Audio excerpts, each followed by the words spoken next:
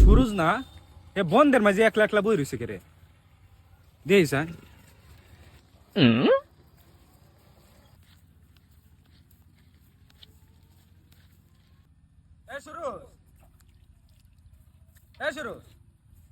বুঝলাম না সকালেও দেখলাম এই গাছের তলে বই রইছস ওখানে আয়া এই বন্ধের মাঝখানে একলা একলা বই রইছস কি হইছে তোর মন খারাপ করে কি কইতাম রে ভাই, মন তো খারাপ, তুই দেখতাছস। আসলে তোর কাছে আমি শেয়ার করতারি না ফ্যামিলির বিষয়, কি কইতাম।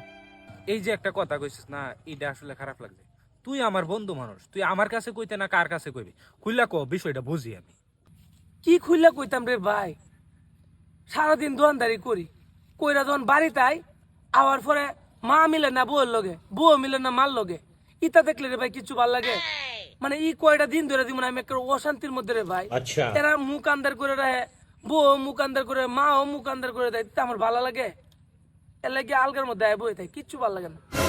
আরে বেটা এটা ঝামেলা সব ফ্যামিলি তুই তাই, এর লাগি তুই কাম কাজ সব বাদ দেয় বন্ধের মাঝে বয়ে থাকবি, এটার একটা সমাধান আছে না? কি সমাধান করবে রে ভাই? আমি তো এটা সমাধান দেই না। আরে টেনশন করিস না, শুন আমারটা একটা বুদ্ধি আছে।